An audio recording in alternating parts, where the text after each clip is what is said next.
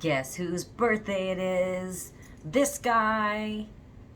How old am I? I'm 6 months old. Today I am 6 months on testosterone. Let's fucking go. Yeah, no, it's not my birthday. My birthday's not until October. But it is my testosterone birthday. So obviously this is a pretty big landmark that a lot of people look forward to. I know for me, definitely the first 6 months in a year, I really kind of just wanted to get through. And there's definitely a lot to report in my case. Now, I have been updating as I go throughout videos, so this might not be new information for you, but I feel like, as I've been going, I've been looking up all these different people's, like, this was me at 6 months, this was me at 7 months, because I just wanted to know other people's timelines. So if someone's coming up on 6 months, or that's a big landmark for them personally, this is kind of more so for that kind of person. And also if you're curious and don't mind hearing repeated information. So I'm going to talk about a lot of this stuff kind of from the perspective of what the past 3 months have been like.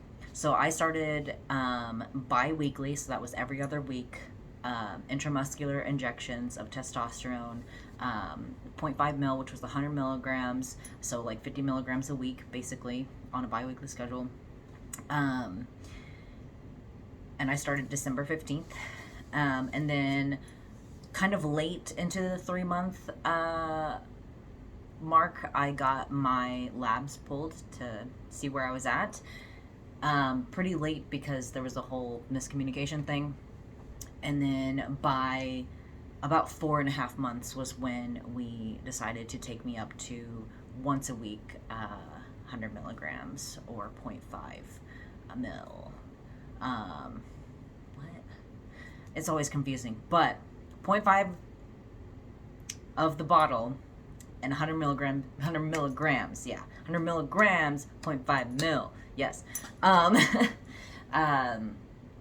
So, when we pulled my labs at, over 3 months, my testosterone was weirdly low considering my dose, even though it wasn't a very high dose and we weren't expecting anything crazy. I was not even out of the typical cis female range yet of testosterone.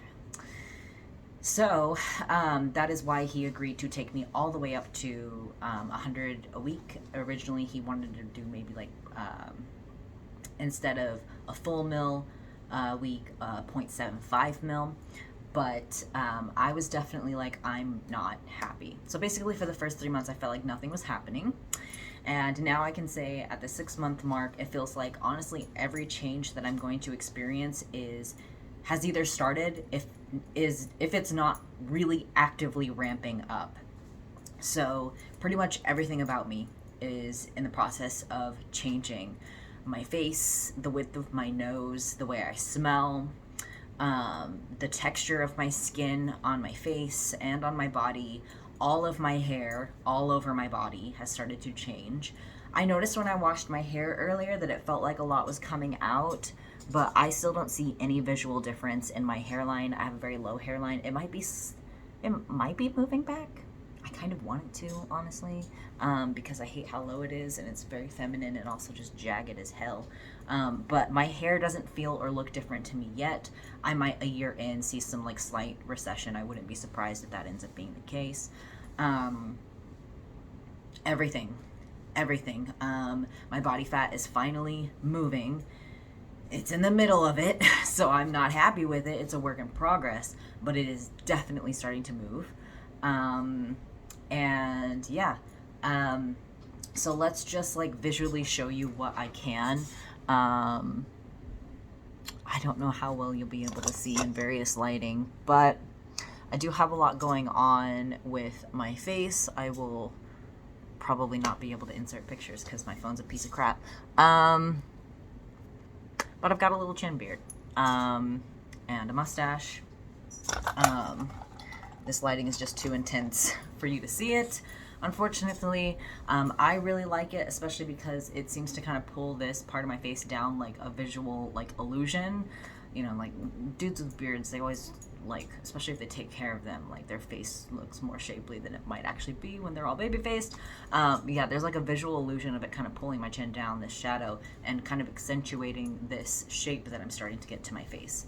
My face shape did not change a lot in the first 3 months. The past month, it has pretty drastically changed.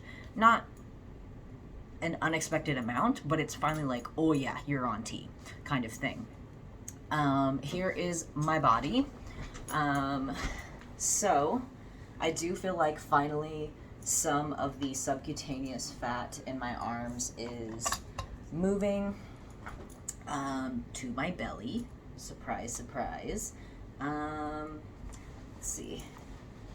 So I'm not super impressed. So I've been bloating a lot because I've been starting to use extra protein, which my body sometimes does not like to process very well, but it's worth it for gains. But as you can see, this is still very much so a thing. I don't know if it'll ever not be. These pants kind of make it worse, so I am starting to get a little bit of a happy trail. Thank God, really wanted one. But yeah, that's kind of my torso. See, like the way you wear your pants, it drives me crazy. But definitely I've noticed like the waistband of a lot of my pants kind of just not really agreeing with me sometimes. And I might be sizing out of some clothes soon. I haven't really noticed anything moving out of my chest. In fact, from managing to finally maintain a healthy weight, my chest is a little bit bigger, but I have managed to grow my chest muscles quite a bit, so I'm pretty happy with that. This is kind of how things are looking. My neighbors are always kind of crazy, but yeah. I kind of hit a plateau with my training where I think I was really burnt out and I was really bullshitting my workouts without even realizing it. And so that's led to some kind of like joint pain and just kind of general, just crappy form and stuff. So I'm kind of having to go back through and just like really take my time every time I work out and make sure I'm doing it for the right reasons and just work on myself. Hold on. I don't know if I can show you very well my quads. I do feel like my legs have gotten definitely... Come here, you. They're definitely more muscular than they were, and I'm definitely growing more hair than I was. My calves have kind of stayed the same, but yes, I'm even growing hair on my thighs now. Dark hair for the first time. I don't know how well you can see, but I am. Don't mind the self-harm scars. Before anyone says like annoying crap, my scars are very old. I just scar really dramatically, which sucks being someone who's into body mods. But is there anything else? I should show you my back acne is what I should show you, because it is getting pretty spicy back there. I am still having issues with exercise hives, so I don't shower after I work out. So any sort of, wow, that looks good. Any sort of back knee situation is just made worse by that. Also, I do not like the trans tape from the Trans Tape Company. I like the kind I got off of Binder, chestbinder.co, way more. This does a weird, like, puckering, wrinkling thing, and it holds water against my chest, and it's gross, and I just don't like it. I don't like it as much. It's not nearly as good. If you've never seen a pruny nipple, you don't want to. So that's the visual state of my body. In general, I'm starting to look like a different person a bit. I was gendered correctly by someone at work by a customer who didn't know me, and she did not correct herself for the first time. Now, I don't know if she thought in her head maybe at some point, maybe I got that wrong. There were a couple weeks in a row where I got gendered correctly, and then someone was like, "Oh my God, I'm so sorry," which, of course, in that situation, if you feel comfortable, you could be like, "Oh, you were right the first time." I'm always so disappointed that I don't say anything because I'm just dealing with my pissiness. But that was the first time I was gendered correctly by a stranger without them correcting themselves. I am not passing voice wise either on the phone, I don't think, but we'll see. I'm getting close. That's kind of the social situation right now. I don't know where to use the bathroom in public, so I don't. Luckily, we all use the men's at my work, anyways, even though I only work with like one other male identified person. Just because that's the cleaner one and it's more often open, honestly. So let's talk about emotional changes. I did not realize like that biweekly was affecting me as much as it was, but honestly, even then, it wasn't nearly as bad. I was really nervous as someone who struggled really bad with anxiety. In general, I was nervous about going on testosterone, and I was very nervous about doing biweekly. Because of all the practice I've had self-managing my own symptoms, I did great. And looking back on it now, I'm like, yes, weekly is much better for my mental state, and I definitely noticed that I would get, and I would kind of just like hunker down for it too. I just knew I'd be a little more sensitive, a little more tired, almost like periody, honestly. I don't know if my periods have stopped because I started using the NuvaRing again, and I already want to take it out again because my sex drive is completely gone again. I just, I really need some sort of protection, but I hate having to take birth control. So I just don't even know what I'm going to do, honestly. Let's see.